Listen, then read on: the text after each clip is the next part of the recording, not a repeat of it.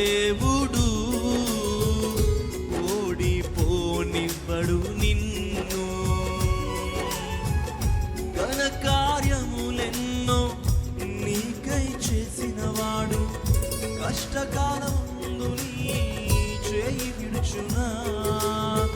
అసాధ్యములెన్నో దాటించిన నాదుడు శ్రమలో నిన్ను దాటిపోగునా. సియోను దేవుడే నిన్ను సిగ్గుపడనివ్వడు.